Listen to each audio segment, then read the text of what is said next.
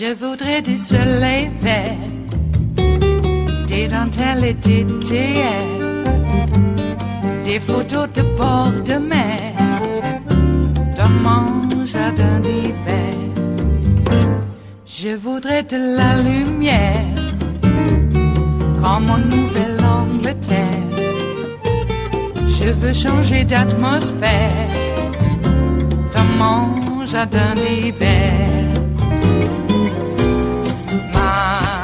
Ma fleur sous la pluie de novembre, tes mains qui courent, je n'en peux plus de t'attendre. Les années passent, il est loin, là je tombe. Nul ne peut nous entendre. Je voudrais du Fred Astaire, revoir un latte. But it's interesting that they had two targets. Pro-Trump targets, meaning people who cared about NRA, as Richard Painter just said, who dislike immigrants, etc., but also people who might normally be Democratic voters, or at least liberal voters. Here is Kayleigh McEnany, who's an RNC spokesman, basically taking a victory lap because of one of those targets. Take a listen. Today marks the day that the Democrats' Russia collusion conspiracy theory unraveled, because what we learned is astonishing. We learned that the Russians were also organizing for Bernie Sanders. Is that fact, which is in the document, that they were also saying, no, target, that we like Bernie Sanders and we like Hillary Clinton, is that exonerating of Donald Trump? No, not at all. As a matter of fact, there's three categories of people that they target when they do these information warfare operations.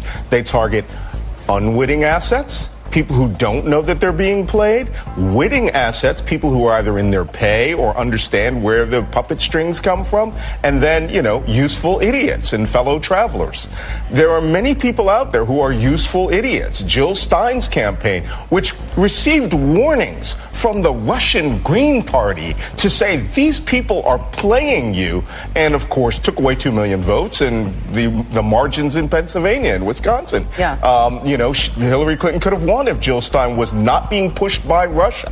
We did hear that Jill Stein was at least on the list of people that the Congress, when they were sort of trying to pretend they were investigating, was interested in talking to. Is it suspicious to you that she was at that same meeting that Michael Flynn was at for RT, that dinner? Yes. That Michael Flynn was paid to be at that dinner with Vladimir Putin at the table. Would that raise your suspicions as an investigator? Almost everything has raised my suspicions here. And yes, this certainly is a suspicious act.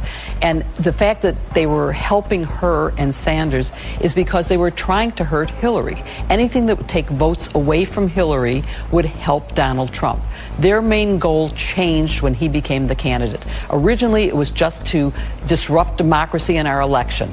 Right. But then it changed to helping Donald Trump. And one of the things that was done was to specifically also target minority voters who, we know are overwhelmingly Democratic voters. Not to say vote for Trump, but to say don't vote or vote third party for people like Jill Stein. A couple things from the indictment. In and around the latter half of 2016, defendants and their co-conspirators, through their organization-controlled personas, began to encourage U.S. minority groups not to vote in the 2016 U.S. presidential election or to vote for a third-party U.S. presidential candidate, Ms. Stein. From the indictment, woke blacks, defendants and their co-conspirators used the organization-controlled Instagram account Woke Blacks to post the following message: a particular hype and hatred for Trump is misleading the people and forcing blacks to vote Hillary with a K. We cannot resort to the lesser of two devils. Then we'd surely be better off without voting at all. Then, Malcolm, you have the fact that Hillary Clinton did indeed get a smaller share of African American votes and of Hispanic votes than President Obama did. Now, that could have just been failures of her campaign. It could have been that she just didn't do enough outreach. But you do have the material fact that she did get fewer votes, that you did have more third-party voting, particularly among younger African Americans. So in a sense, would Russia at least perceive that part of their operation was a success? Well, they did. Yeah, of course they consider that a success. I saw numerous of activities like this. This is interesting, not just saying, Hillary Clinton's bad, We saw numerous other activities where they were creating mimes to look like they were black militants, and then Right. they were retweeting these things into white supremacist Facebook pages in order to antagonize and agitate whites against blacks with completely made up organizations. Yeah. I mean, the Russians understand. You got to play both sides of the coin. If you own both sides of the coin, you can buy anything, right? And they did it in Europe, too. With Oh, my Marine God. Le Pen, they also supported a far left. Europe is a massive information operations place. The United States, we're the last place they did this to. It is Monday, the 19th of February of 2018, and you are in West Coast Cookbook and Speakeasy. I am your chef de cuisine, Justice Putnam. It is River City Hash Mondays, which just also happens today to fall on All President's Day. All President's Day, not just George Washington, not just Abraham Lincoln. Combine them. Put them all together. We used to honor these presidents individually, especially the really great ones. But it's now All President's Day, and we are expected to honor the position, apparently, not the personages behind that. And dare we honor the personage that is behind the seat of power at this point right now? And I'm not talking about Mitch McConnell. You know who I'm talking about. Boy, he's rage tweeting. Which means he's realizing he will be going to jail for treason. Yeah, not just in this reporter's opinion. What else happened over the weekend? Did you have a good one? I hope so. I got to visit with my two older grandkids. And the oldest is going to be starting college. University, actually. And so they grow so quick. Hey, Jill Stein wow. I don't know if you saw Jill Stein kind of going off, but you ought to. So I don't know why. I don't have anything for or against Jill Stein. Maybe I don't respect people who are susceptible, shall we say, to what I like to call brainwashing. Because what else is it? You know, a useful idiot, a useful dupe. You know, does that absolve them of their usefulness? No. I think we need to be aware, be on guard. In fact, a supposed survivor of the Parkland High School shooting that was online and posted pictures of his girlfriend in the hospital, and it turns out that he was basically a troll, exposed. And this happened online. It happened quick. So people, we got to be online, really aware. And a lot of us retweeted that kid because the story was so compelling. And it turns out that none of the kids knew this person. Never heard of him. The Twitter account ostensibly disappeared, but as we know, nothing disappears from the internet. RVA Wonk, Carolyn O, is the investigative journalist who exposed this troll for what it is, and it had been in existence, this troll. Carolyn O had discovered since before 2016, interacting with what looks like Russian bots. Interesting, huh? Well, she's a good follow, and you should, especially in the this whole Russia investigation. So, President's Day, yeah, boy, I remember back in the day when we would celebrate just Washington's birthday and then followed by Lincoln's birthday. Now we're supposed to combine the two. And then it turns out, since I talked to my grandkids, oh no, it's not about Abraham Lincoln and George Washington. It's about all of them. I go, all of them? They go, yes, all of them. I said, Andrew Jackson? I said, yep. I said, Grover Cleveland? And they said, yep. I went, okay. All President's Day. Well, it is 2018, and you know that there is a white nationalist white sale at a white company near you. What is happening in the world right now that we will be attending to on West Coast Cookbook and Speakeasy River City Hash Mondays? Well, of course, that was Joyanne Reed and Malcolm Nance. And I don't know why I didn't write down their names. I mean, she's very famous. She was one of the prosecuting investigative attorneys during Watergate. And they broke down these Russia indictments and gave a little bit of background about what happens in these situations. And the right wing is just, oh yeah, these indictments totally absolve Donald. See what I mean by brainwashing? It is happening right now. Well, on the rest of the menu, a medium-intensity earthquake struck southwestern Mexico this morning, startling residents already shaken by a powerful temblor on Friday. No reports of extensive damage, and so hopefully, I mean, even a medium-intensity earthquake in certain areas of Mexico can be deadly. Well, the NRA says any criticism of its $10,000 grant to the Parkland Shooters varsity rifle team is disrespecting the dead. Really? See how they turn that around? Yeah, they're masters at it. I think they have some Russian help, too, now. And white nationalists and Twitter bots fueled the war against Al Franken, and the Democrats fell for it. This is another instance of where I told you so. After the break, we move to the chef's table to scrutinize Facebook's plan to use U.S. snail mail to verify the identification of election ad buyers. Yeah, so, you know, if you're going to be a Russian operative, you're going to have to do a little bit more than just set up, some property on a web page. You're going to have to buy some real property and have a utility bill. You know, if you're going to overthrow America, you're going to have to put some skin in the game, as they say. And there is a charging mystery in the Russia indictments, and it is an indication of what comes next in the Mueller investigation. All that and more on West Coast Cookbook and Speakeasy. Bon appetit.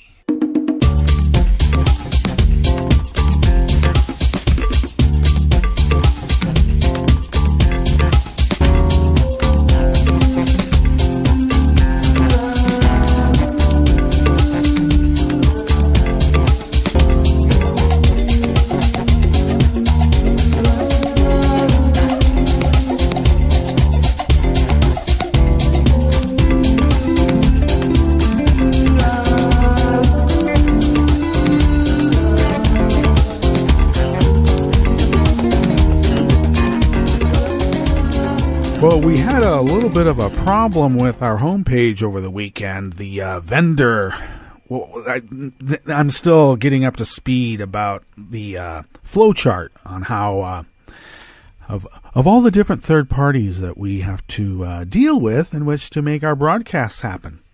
And one of the vendors is moving their operation from one platform and entity to another.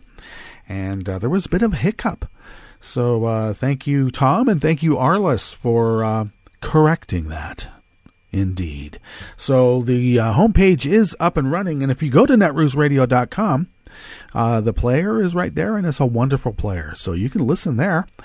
And you can also listen on Stitcher, iTunes, TuneIn. Oh, I hate iHeart. But I think we're there. But, we're all great internet radio can be found of the live kind. Also, our podcasts as well. And if you go to the bottom of the homepage, to the right is the chat room link. That is one way to contact the station. Roaring Girl, Kelly Lincoln, monitors that quite diligently. To the leftish is the donate contribute buttons. I should put this out there for you all. We're trying to phase out PayPal. Okay? For the obvious reasons. Yeah, they're politics. And but I know many people use them. And in some instances, we still do ourselves. But we're trying to phase out the use of PayPal. So we'll give you, a proper heads up if that change goes into effect right away or whenever. And but the contributions pay our bills. So thank you very much for your generosity. We are unable to do it without you.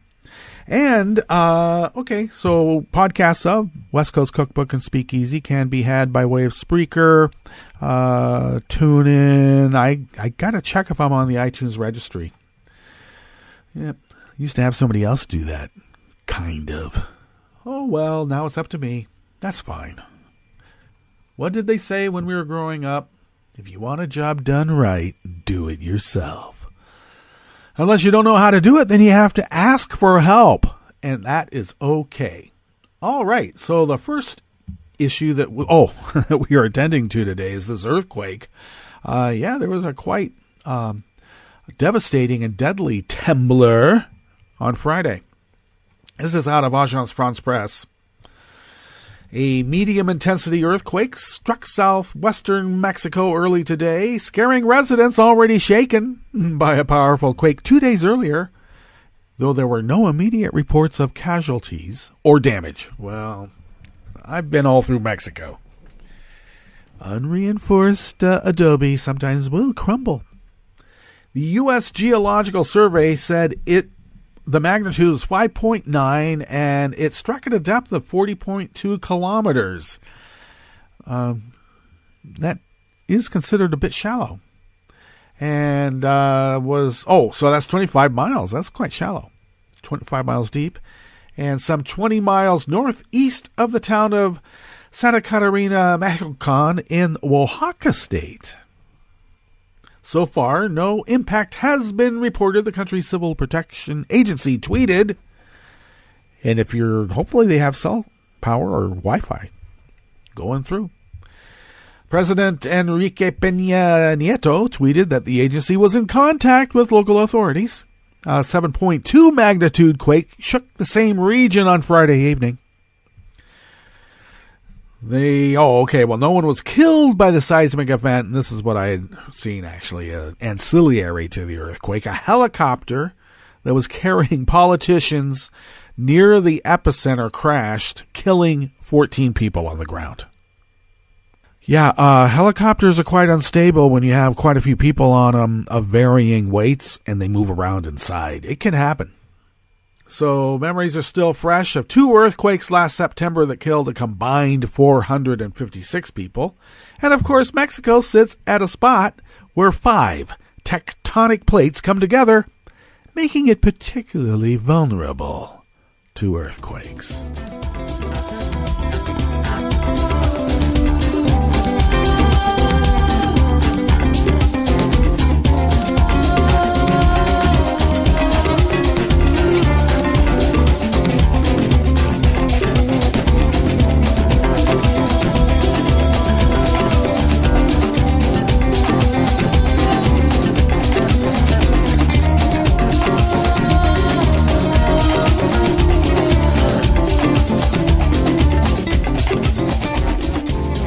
How much money did the NRA get from Putin and his crew? Well, 10 million, 30 million? Well, they're putting it to good use. Yes, they are indeed. This next story here in the Bistro Cafe, part of West Coast Cookbook and Speakeasy, River City Hash Mondays, is out of Think Progress by Judd Legum. On Friday, the AP reported that the NRA has donated over $10,000 in equipment to a 4-person marksmanship team at Marjorie Stoneman Douglas High School. The small team included Nicholas Cruz, who has been charged with murdering 17 people with an AR-15 rifle. While a member of the team, Cruz honed his rifle skills, practicing hitting targets the size of a coin with an air rifle. The NRA did not provide a comment to the AP, but their official spokesperson, the contemptible, in this reporter's opinion, Dana Loesch, has repeatedly defended the grant on her Twitter account. Many of Loesch's tweets were then retweeted by other official NRA accounts, including at NRA TV. So apparently what the Dana Loesch says that the funding was to ROTC. The same ROTC students used Kevlar padding to protect their classmates. How nice.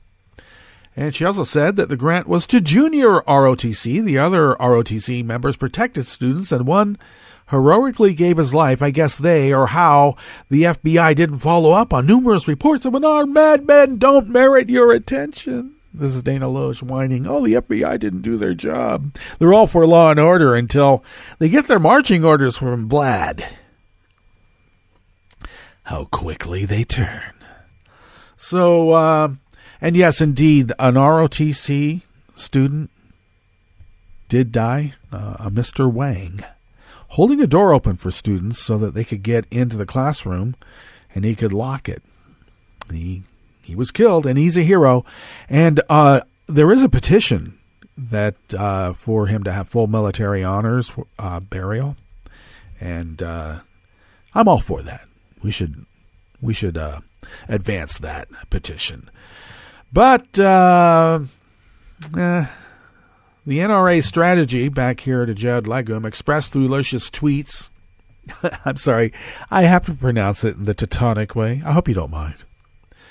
Loesch is to describe the grant as one to the school's JROTC in general. She then claims any scrutiny of the grant is an attack on other students at the school who participated in the program. Now, some junior ROTC members, along with other students at Marjorie Stoneman Douglas High School, bravely did whatever they could to protect their classmates.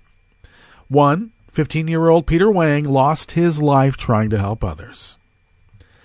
And Loesch described Think Progress's first article on the topic as grotesque. I'll tell you what's grotesque.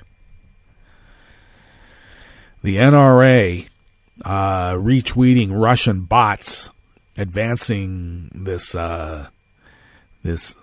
pro-gun agenda. Becomes very convenient. And I've also mentioned, gun sales have been down since Obama is no longer president. It sounds crude and cynical, and indeed it is. But gun sales go up. Third graders are raffling off AR-15s in protest of gun control. Third graders. Yeah. Children are invited to a free gun show just days after the shooting. What's the most popular rifle there? Yeah, the AR-15. The goal of the NRA Foundation, who provided the grant, did not provide to the Junior ROTC. Generally, it was specifically to the varsity marksmanship team, which was only comprised of 4 people. Didn't go to Junior ROTC. 4-member marksmanship team. $10,000. That's all. I don't know. Well, when you got money to spend that's been laundered from rubles to dollars, you just feel compelled to do it. You have to, even. Okay, so the goal of the NRA Foundation is not to provide financial support for junior ROTC programs, but to encourage gun use by students and recruit the next generation of activists who will fight gun laws. Well, they got third graders raffling off an AR-15 right now. So I think their recruiting is doing pretty damn good. One of the specific goals of the NRA Foundation is to, quote, enhance marksmanship and the schools of shooting sports participants. What?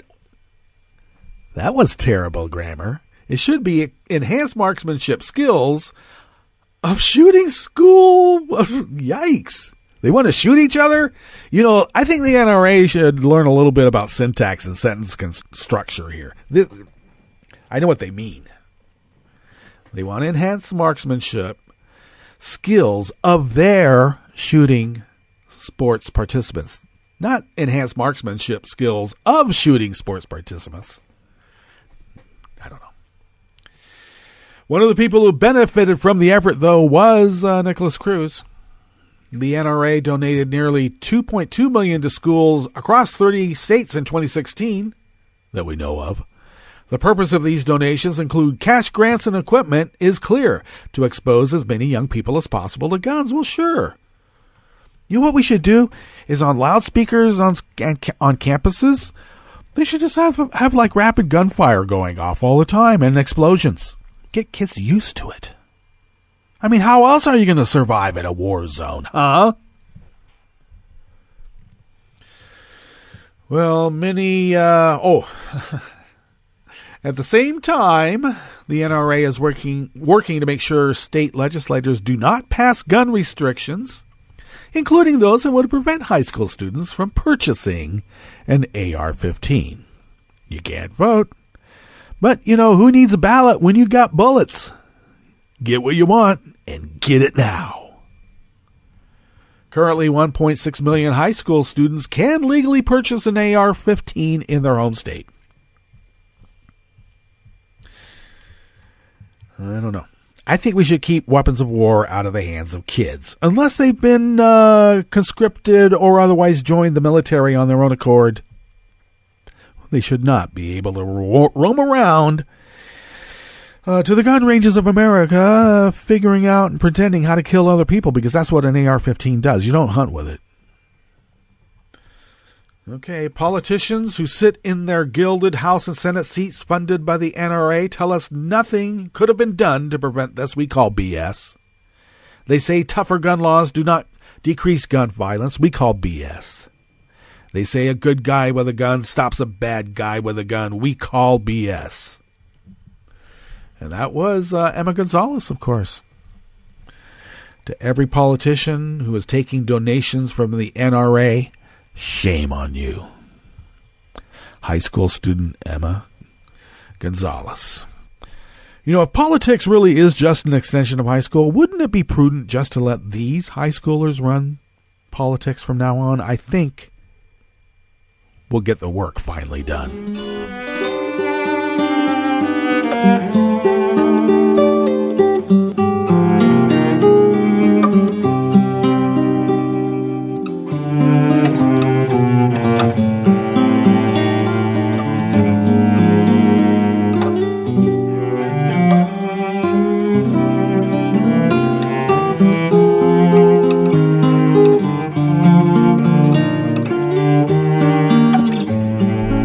Finishing up here in the Bistro Cafe of West Coast Cookbook and Speakeasy, River City Hash Mondays is by the great Sarah K. Burris out of Raw Story. A group of fake news sites, white nationalists, and far-right fake Twitter accounts were behind the campaign against Senator Al Franken, Democrat of Minnesota, and Democrats fell for it.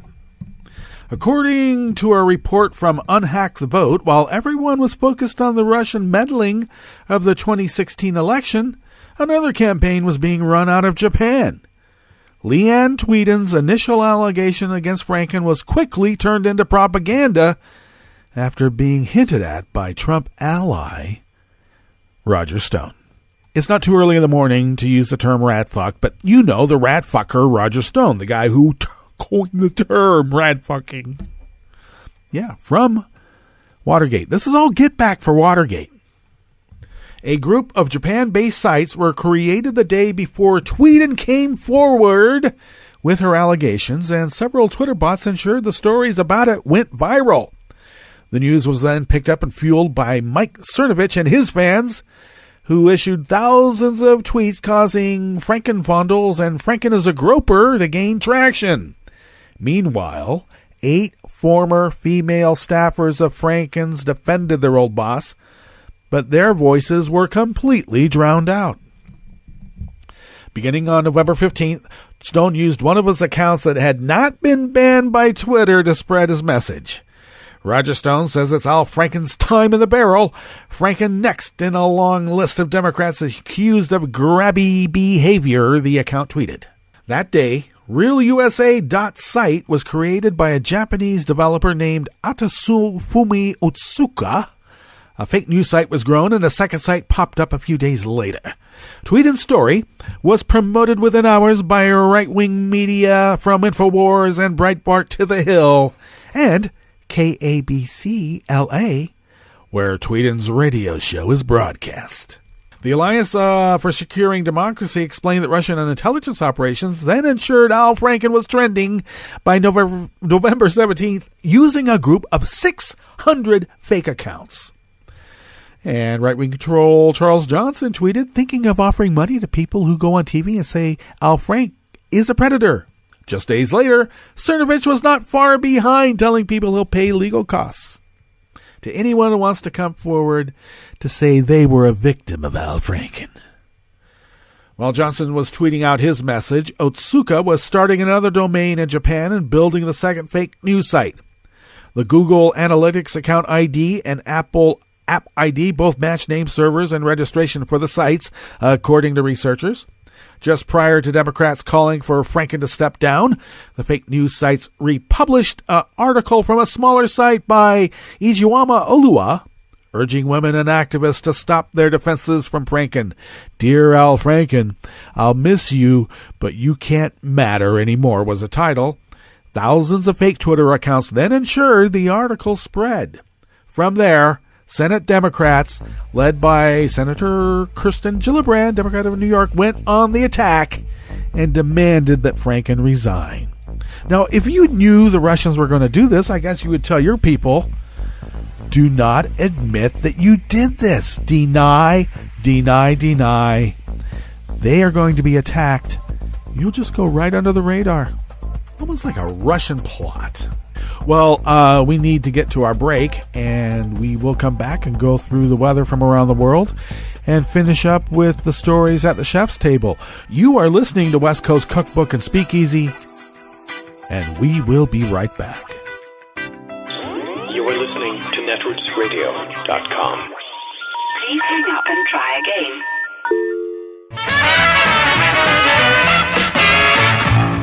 From a point at sea to the circles of your mind, a new force is at work for planetary transformation.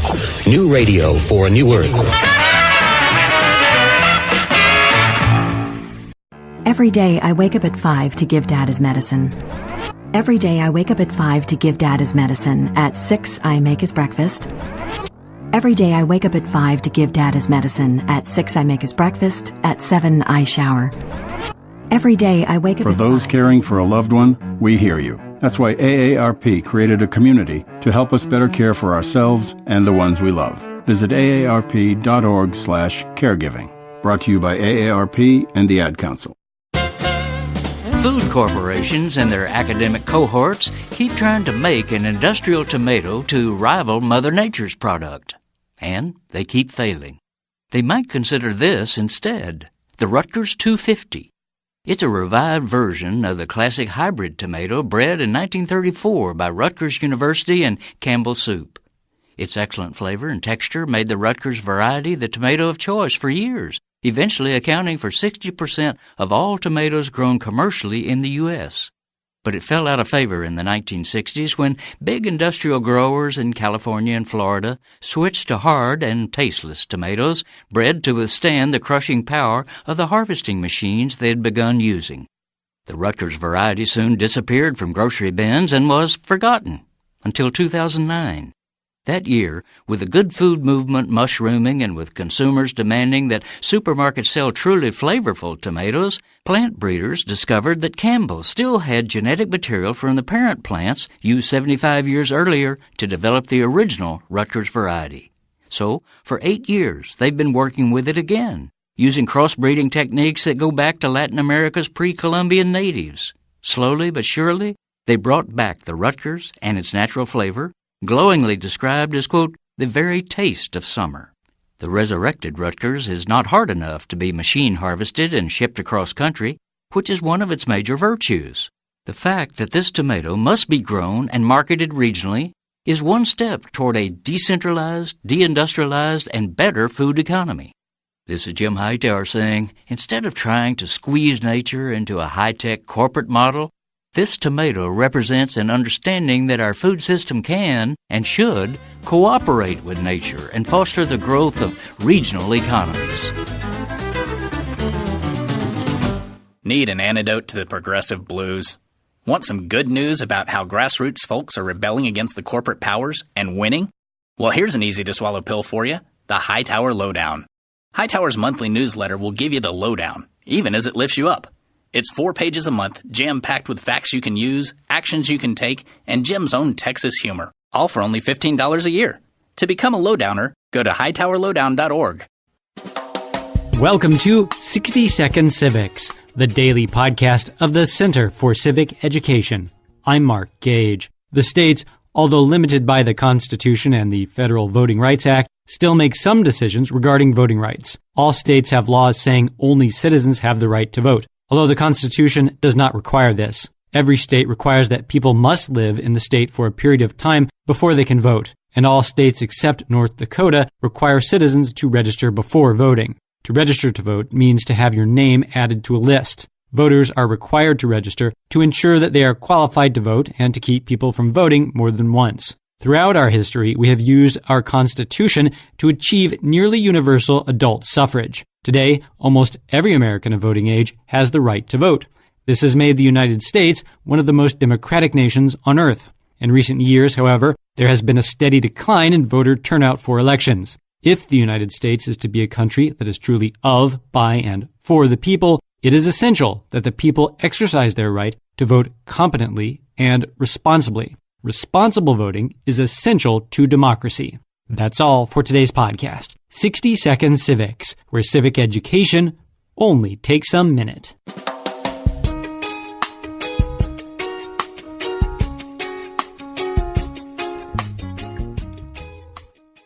How rigged are the elections for the United States House of Representatives? I'm Bill Newman, and this is the Civil Liberties Minute. In 2016, in the popular vote for Congress, Republican candidates beat Democratic candidates by 1%, 49 to 48. That 1% difference in the popular vote translated into a 47-seat majority for Republicans in the House. We're talking primarily here about gerrymandering. And before the United States Supreme Court now are cases that raise the issue whether gerrymandering, no matter how grotesque and partisan, still is permissible. Meanwhile, one state, at least, is doing its best to restore democracy. In Pennsylvania, in 2016, Republican congressional candidates won 8% more votes than Democrats, with the result that Republicans were awarded 13 of 18 congressional seats, or 72%. In other words, the 8% margin in the popular vote became a 44% margin in the number of seats won. But the Pennsylvania Supreme Court just struck down that state's congressional map as violating the state constitution, and the United States Supreme Court in all likelihood will not touch that decision because it's based on the state constitution and not the federal. Which leads us back to the cases before the U.S. Supreme Court, which will decide by the end of its term in June whether congressional maps can be drawn so as to almost ensure the result before any ballots are cast. The Civil Liberties Minute is made possible by the ACLU, because freedom can't protect itself. From New York, this is your World in 2 Minutes. I'm your host, Luke Vargas, for Talk Media News. A new economic assessment finds South Korea is liable to emerge from the ongoing Winter Olympics significantly in debt. Smith College professor Andrew Zimbalist calculated South Korea spent roughly $13 billion to host the Games, but will generate less than $3 billion in short-term revenues. South Korea's government optimistically says hosting the Olympics will pull in at least $18 billion in the long term, but Zimbalist is skeptical, saying meager ticket sales show the challenges in turning Pyeongchang into a popular international resort town. Reuters reports up to 100 Russian mercenaries may have been killed in eastern Syria last week after the U.S. responded with force to an assault on allied Kurdish fighters. In a pattern also seen in eastern Ukraine, Russian mercenary forces are said to be taking on an increased role across Syria, carrying out missions on behalf of the Assad government. By relying on contractors instead of uniformed personnel, Russia's government is not required to report on death tolls or injuries. And Germany's foreign minister is asking the U.S. to step up its participation in transatlantic security by doing more than funding its military. Ursula von der Leyen told the Munich Security Conference Friday that, quote, transatlantic burden sharing cannot consist of a model under which some are responsible for the sharp end of the stick, while others deal with humanitarian measures and reconstruction. Von der Leyen's complaint that certain German allies have rolled back spending on democracy and the UN comes days after President Trump's proposed budget spelled out steep cuts at the State Department, the United Nations, and USAID. But von der Leyen did sketch out a compromise, saying Germany would increase its military spending and encourage others in Europe to do so in exchange for the U.S. remaining diplomatically engaged. We'll see if that message reaches Washington. Luke Vargas, New York.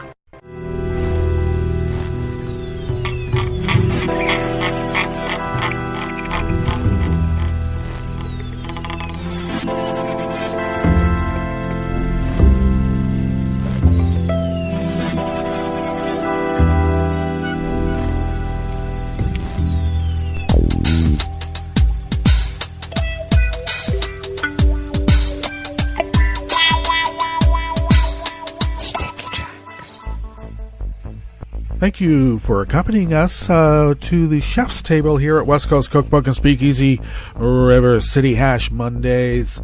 We will begin with our palate cleanser, which is weather from around the world, beginning along the banks of the Rogue River and the Rogue River Valley of Southern Oregon on the West Coast. We are currently under our winter weather advisory, which we have been all weekend.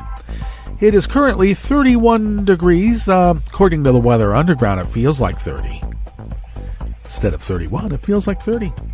We will be slightly cooler than yesterday, expected high of 39 degrees, with a low overnight tonight of 20 degrees. Ooh, brisk. Yes, indeed. Winds are currently out of the northwest at 5 to 10 miles per hour, which some people consider to be a stiff wind. I don't.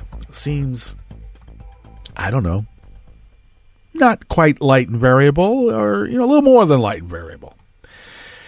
Okay, so we do have a small chance of snow still continuing through tomorrow, and then tapering off, and then another snowstorm coming in on Wednesday and Thursday. How nice. Air quality index is good at 28, though it's right at the cusp of being moderate, which is not good. And pressure is at 30 inches and holding. Visibility is up to 9 miles. It was a lot less much earlier this morning. And humidity is at 85%. Weather from around the world is brought to you by people's personal weather stations that they purchased, and then these people planted them somewhere on their property. And these people live around the world. That's a lot of peas to pop, I gotta tell you. Okay. How dare you? Weather Underground has changed some of the weather stations on me.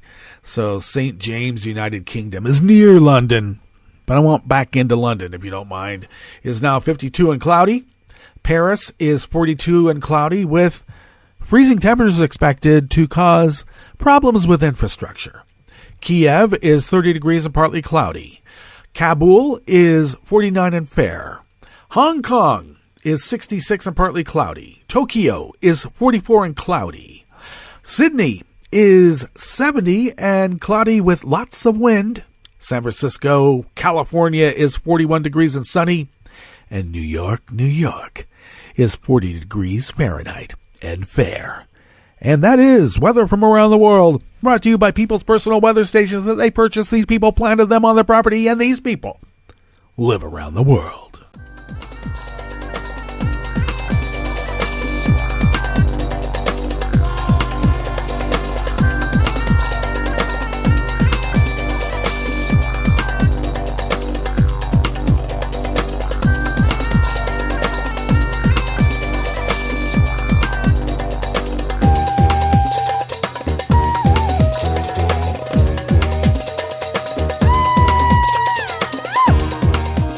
Well, it looks like Facebook has been reduced to utilizing postcards to verify that who's purchasing U.S. election-related advertising on its site.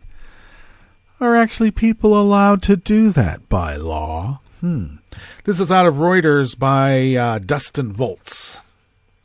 The postcard verification is Facebook's latest effort to respond to criticism from lawmakers, security experts, and election integrity watchdog groups that it and other social media companies failed to detect and later responded slowly to Russia's use of their platforms to spread divisive political content, including disinformation during the 2016 U.S. presidential election.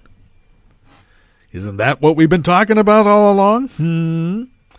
Facebook revealed the plans a day after U.S. Special Counsel Robert Mueller unsealed an indictment accusing 13 Russians and 3 Russian companies of conducting a criminal and espionage conspiracy using social media to interfere in the election by boosting Republican Donald Trump and denigrating Democratic candidate Hillary Clinton.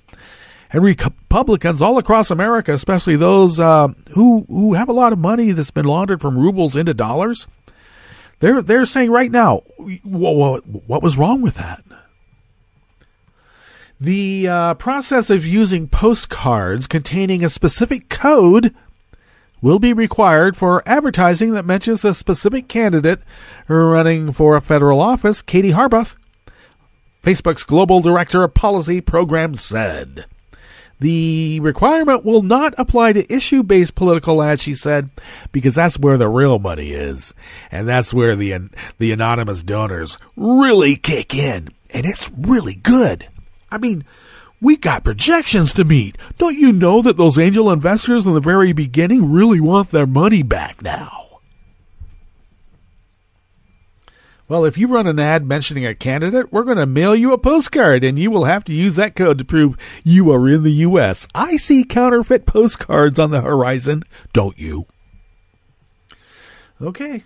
Well, she said at a weekend conference of the National Association of Secretaries of State, where executives from Twitter Inc. and Alphabet Inc.'s Google also spoke.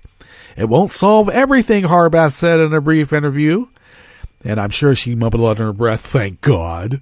We need that money from those anonymous donors on the issue ads. By sending codes through old-fashioned mail was the most effective method the tech company could come up with to prevent Russians and other bad actors from purchasing ads while posing as someone else, she insisted. Now, we all know foreign nationals are prohibited under U.S. law from contributing or donating money or anything else of value. Yes, even urinating prostitutes on Obama's bed. You can't have that. And or you make an expenditure in connection with any federal, state, or local election in the United States. They're not allowed. So, anything of value. Even Russian prostitutes cavorting in Obama's room in Moscow and defiling it because this orange-haired one or orange baboon is, I don't know, he finds it fun or whatever. I don't know. What is that? Doug.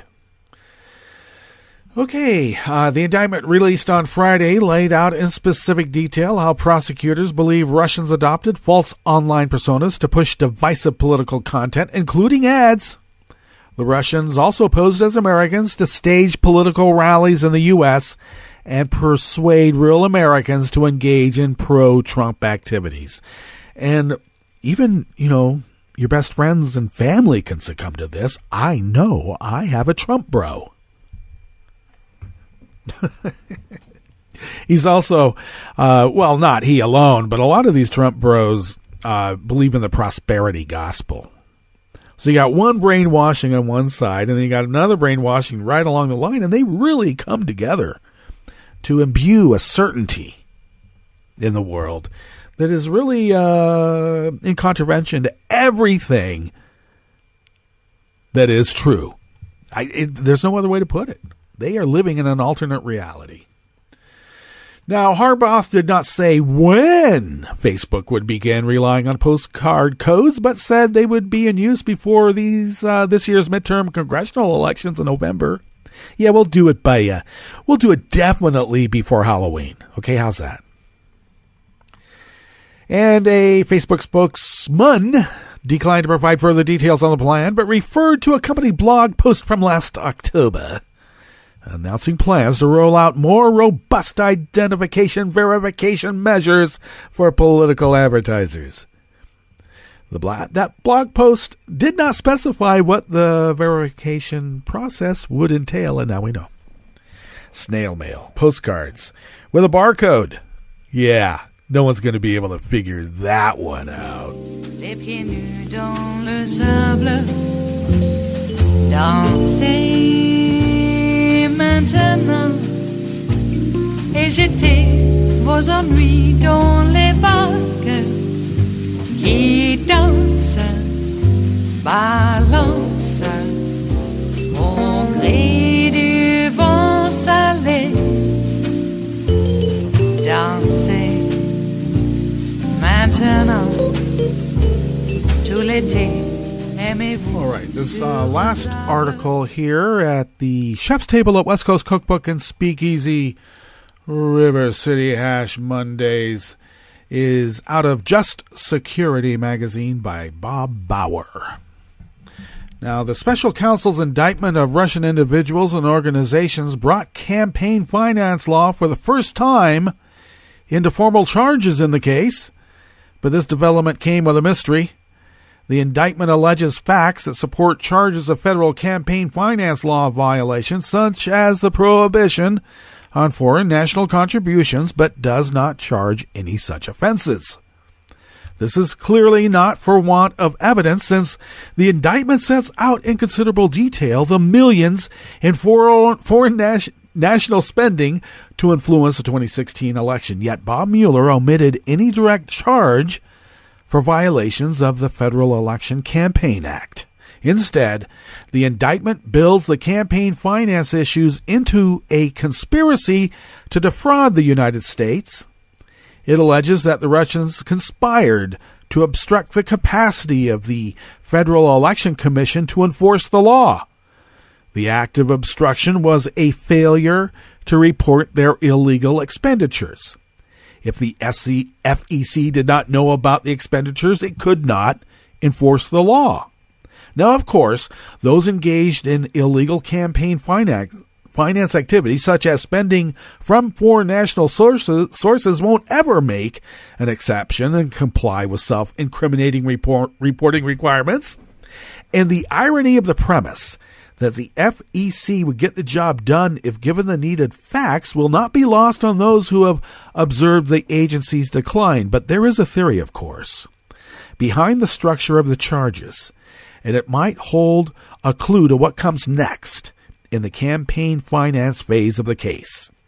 Mueller and his team have concluded that straight statutory campaign finance allegations rest on too much untested ground and would complicate what may well be the next phase of their investigation.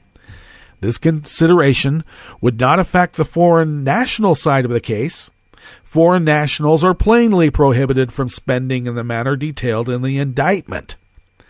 But how the law reaches American co-conspirators is less certain, and the special counsel's theory of the case, pleading the campaign finance aspect of the case through conspiracy to defraud, will allow more securely for the prosecution of American actors. In other words, if Mueller's case for campaign finance violations affected only Russians, there would be no obvious reason to exclude the Federal Election Campaign Act violations from the indictment. Russians spent substantial sums to influence an election, as expressly laid out in the charging document, and this is an unambiguous violation of federal law. If, however, Mueller possesses evidence of Americans' complicity in these violations, he may have decided on a different theory of the campaign finance case that more reliably sweeps in U.S. citizen misconduct. On the face of it, The law prohibits a U.S. campaign or person from soliciting something of value from a foreign national, and it bars rendering substantial assistance to illegal foreign national spending. It seems clear that the facts known to date implicate these rules. It is also true there is little precedent and arguably an increased risk of a defense grounded in the vagueness of these prohibitions. So the Mueller indictment is conceivably one way to solve the problem. It alleges a conspiracy to prevent the FCC from taking up and addressing the regulatory issues, and American co-conspirators may be brought in on any overt act in furtherance of this illegal scheme. Any U.S. citizen who intentionally supported the Russian electoral intervention could be liable. And the special counsel may well have concluded that he could deal with any instances of U.S. citizen complicity without getting bogged down in unresolved questions of what constitutes soliciting support or providing the foreign national with substantial assistance in sum. Mr. Mueller and his team may have adopted this theory of the case to facilitate the charging of Americans who helped their Russian allies interfere in the 2016 election. And this, according to Bob Bauer's opinion, is the most plausible solution to the Mueller indictment mystery. And I would say that this reporter may hold the same opinion. All right, that brings us to the end of our broadcast period for the day. Now, Netroots Radio will be broadcasting throughout the day with some great content, and you ought to stay tuned for that. And we will be visiting you tomorrow for Terrytown Chowder Tuesdays here at West Coast Cookbook. So why don't you do that? Why don't you join us tomorrow in West Coast Cookbook and Speakeasy? Bon appetit.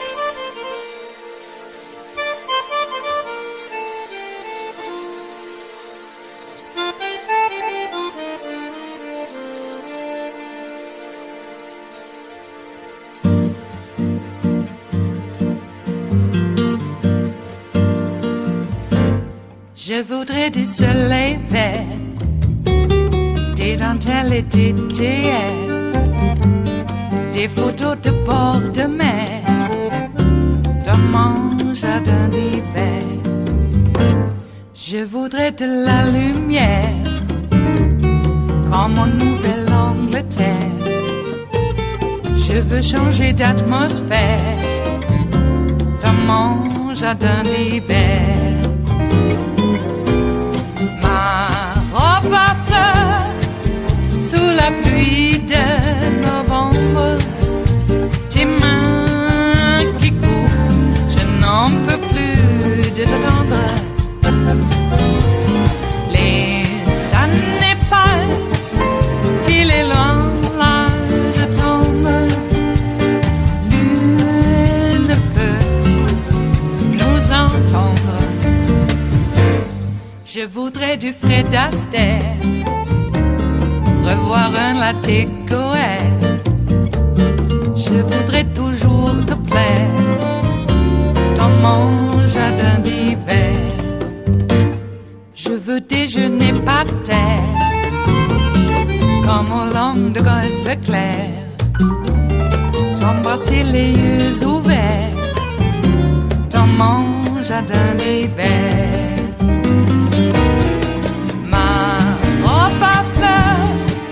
Sous la pluie de novembre, tes mains qui courent, je n'en peux plus de t'attendre. Les années passent, il est loin, là je tombe. Nul ne peut nous entendre.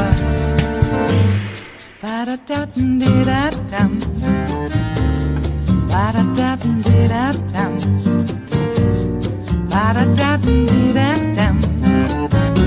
Dans mon jardin d'hiver. Ba-da-da-dum-di-da-dum. Ba-da-da-dum-di-da-dum. Ba-da-da-dum-di-da-dum. Dans mon jardin d'hiver. Dans mon jardin d'hiver. Dans mon jardin d'hiver.